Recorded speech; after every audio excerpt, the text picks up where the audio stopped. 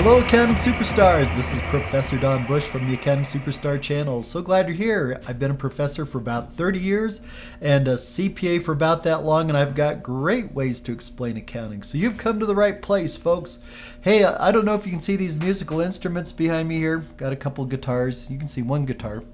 And the drums. I really actually play all these instruments, and I've been playing them ever since I was a little kid. So here's a picture. I'm just sharing a picture with you of me performing this last weekend up in the big city of Fairplay, Colorado. I think there are more cows in Fairplay, Colorado than there are people. But we had a good turnout. We probably had maybe a couple hundred people watching the show. It was a lot of fun. So, and also, hey, here's a picture of where I work, Regis University. It's a wonderful school, beautiful place. And if you're checking out colleges, check this one out. You know, we have a good accounting program. So today's lesson is about the accounts receivable turnover and days in receivables. Wow, sounds exciting. And but what it is here, if you're a manager, this lesson, by the way, is designed for people who are in their probably second semester of accounting, maybe first semester possibly. And but fortunately, these two things indicate the exact same thing. You don't, they're both really related together. But anyways, what this all does is it lets you know, are people paying us? You know, it's pretty important. And are they paying us on a reasonable basis? Are they paying us, on time when they should be? And this is something that any good manager's got to track. My God, here, folks, if you're working and selling things and doing services, whatever your business is about, and you're not getting paid, you will not be in business for long. It'll be over before you know it. So, and I've seen it happen too. What it is, it's like a downward spiral, kind of like flushing the toilet. Downward spiral and eventually down the drain. So it's something that good managers gotta watch. And folks, here's how you do it. It's really super easy. So here we go. Here's what it is. Here's the formula to figure out the accounts receivable turnover and days in receivables. And they are both very related. So here we are. The accounts receivable turnover is sales divided by accounts receivable. All you have to do is look up sales on the income statement, look up accounts receivable on the balance sheet, do a little division, bingo, you're done. There you go. And then the other one, days in receivables, is we're going to take the result from up above. We're going to take the account receivable turnover, and we're going to divide that into 365 days. And you might wonder, why 365 days? But that does sound familiar. I've heard 365 days somewhere. Well, that's the number of days in a year, folks. And so we'll find out how many days on average people are paying you. So good stuff to know. So I'm going to split the screen and we're going to figure this out. It'll be over before you know it. Easy, painless. Here we are, folks. I've got the financial statements. So what we have here are the income statements for the last 4 years for the Sunset Sailboat Company. They make beautiful sailboats. And so we need sales. Now, sales and revenue, it means the same thing. People use those words interchangeably, and I do too. So sales, all we got to do is transfer the number up above here, and we're all set. So there we go, 849,750. You got it from right there. And then for year 2, it's 1580. And for year 3, 3 million. There we are, 3,100,000. And for year 4, 3,900,000. There we are. So let's travel to the balance sheet and let's look up accounts receivable. See, this is easy stuff. There's nothing to this, folks. So you look up accounts receivable. Accounts receivable is a current asset. That represents how much people owe you. All right? You got to keep track of this. Because if you don't keep track of it, nobody else will. All right? Your customers aren't going to keep track of it. All right? So here we go. 128,600 right up there. 250,000. 420,000. There we are, 400,000. There we go. So the turnover, the account receivable turnover, all we do is divide. Take your sales, divide it by accounts receivable, and you will get a number like 6.6. And I've seen some students carry this out to like 10 decimal places, which is really ridiculous. You don't need to do that. Just I mean, one decimal place at most, all right? This is a rough science, guys. This is not precision like chemistry or calculus at all. Not even close. All right? So don't go more decimal places, because what you're doing is you're implying that you have more accuracy than you really do, and you really don't have that much accuracy. So one decimal place is good. However, I know some of these learning computer programs that textbooks put out. I know sometimes they are very particular on how many decimal places. So maybe your textbook learning program, or maybe even your professor wants like 2 decimal places or 3 decimal places, whatever. But you need to know that this is not an exact science. So do whatever you got to do to get your homework done. But just know that you can't be that precise. In fact, even for me, 1 decimal place is a little too much. All right, so Sunset Sailboat Company has a competitor called Captain Jack's Sailboats. And so when you're comparing these ratios, it's good to see how competitors are doing. So let's check it out here.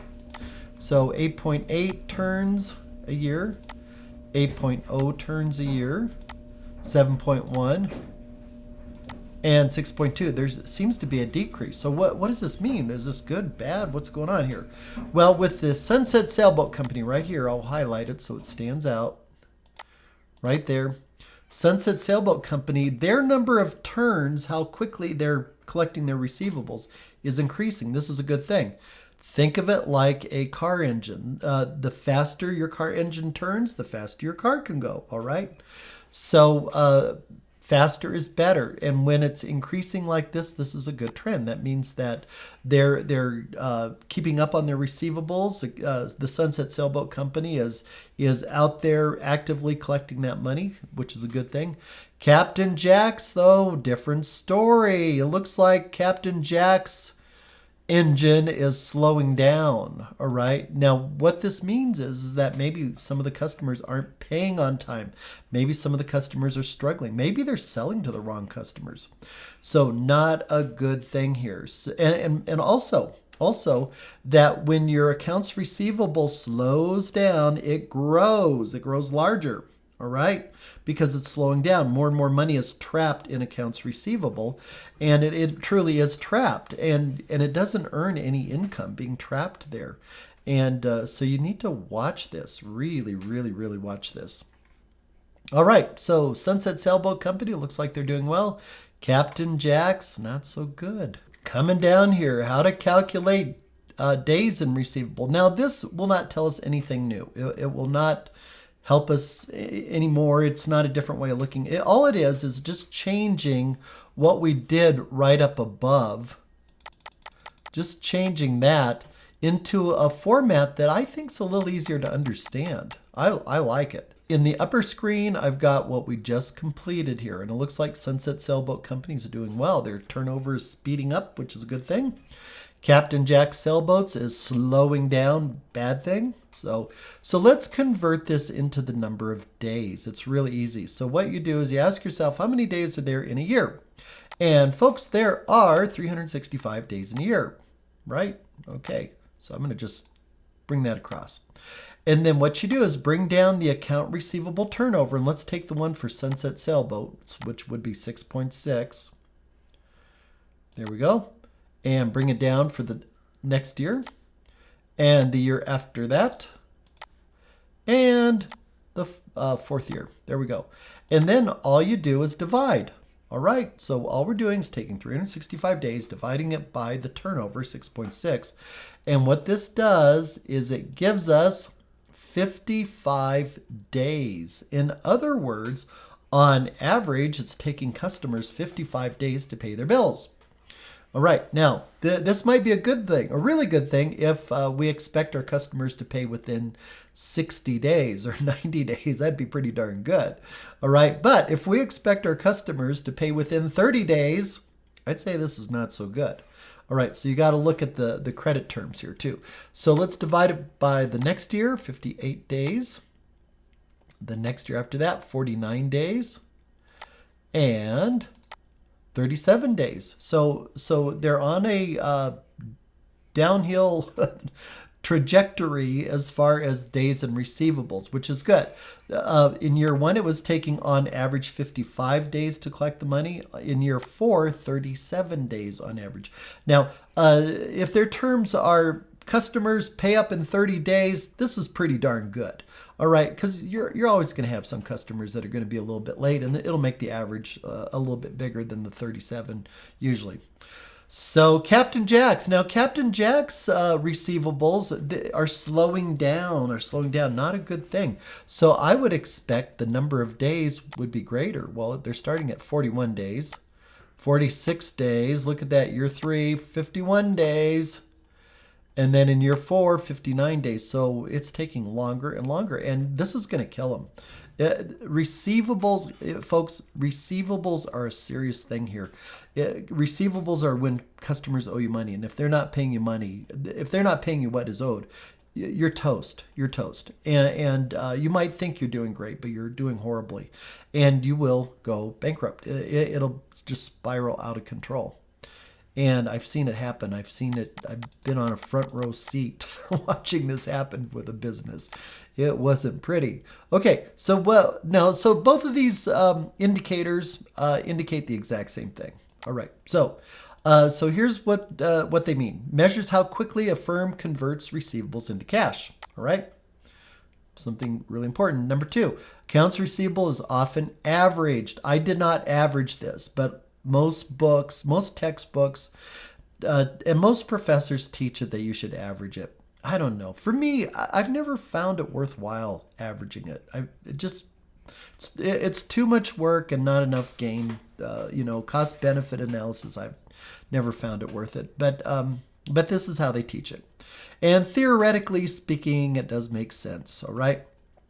So what we mean by averaging is beginning receivables plus ending receivables, and divided by 2. So that way you get the average receivables. I guess if the company was growing rapidly, this would probably help. And I probably would average it in that situation. But normally, doesn't help. But watch your textbook, though. Do what your textbook says. Otherwise, you'll get your homework wrong, okay, and the test wrong. So number 3, accounts receivable turnover and days in receivable, they measure the exact same thing. So, already discussed. Number 4, the collection period should not greatly exceed the credit period. And what we mean by that here is, where did it go? So here's what I'm talking about right here. For the 4th year for the Sunset Sailboat Company, it's taking them 37 days to collect their money. And this wouldn't be too bad, possibly, if their credit terms are customers pay up in 30 days. All right, so this may not be too bad, Depends on what they want. All right. So number five, accelerating collection of accounts receivable can free up cash for other uses, and it can free up lots of cash. And you have to remember, money that's tied up in accounts receivable is not earning a cent. It's dead money. All right? Sitting there, dead money. You're helping out your customers. You're not helping out yourself here at all. So you want to collect your money. So number 6, funds tied up in accounts receivable usually do not earn interest. Okay. So, but also, by the way, too, by speeding up the collection of accounts receivable just by a day can, for some businesses, result in millions of dollars of freed up money. It's amazing. It's a lot more than you would ever think. So it's important. So what are the receivable turnovers for some businesses? Well, for Walmart here, the turnover is 93. So that turnovers are really, really, really fast, super fast. And the days in receivable, man, only 4 days in receivable. So on average, customers pay up in 4 days. Now, I have to say something that with Walmart doesn't have accounts receivable, significant accounts receivable. They only have just a little tiny bit.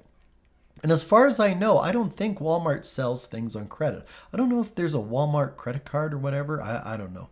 But anyways, so with Walmart, I think it would be more accurate to say not applicable here, because what we're talking about customers owing money to businesses. We're not talking about like taxes receivable or other kinds of receivables. So I think with Walmart, it would probably be best not to even worry about it. Southwest Airlines. Their turnover is 9, so their receivables turn over 9 times a year. So maybe with Southwest Airlines, maybe customers owe them money. So their days in receivables are 41 days. So I don't know their credit terms. I haven't looked into it, but all I'm trying to do here is just contrast just different businesses. Apple Computer, 7 times a year. So that's a little slower than Southwest. And so the number of days is going to be greater. All right, and it's 49 days, and I'm sure that's working just fine for Apple Computer. It seems that they are a very successful company. Coors, and I would expect Coors to have a significant amount of receivables. By the way, these are actual numbers. I actually looked at their financials of all these companies and figured out their turnovers and their days in receivables. So Coors, their receivable turns over 14 times a year. That's about once a month. So 26 days. On average, Coors gets paid in 26 days. So there you go. Coors is in a very stable environment, as is Walmart. But Walmart doesn't have receivables as we normally think of them. So there you go, folks. Hope this helped out. And hit that like button, hit the subscribe button if these videos help you out. That way I'll know you like these videos and maybe I'll make some more for you, okay? So also in the comments, you could write down topics that you'd like to learn about. Also, check out accountingsuperstars.com. What I have there is I've got all these videos listed by topic, so they're easier for you to find. All right, so until next time, over and out.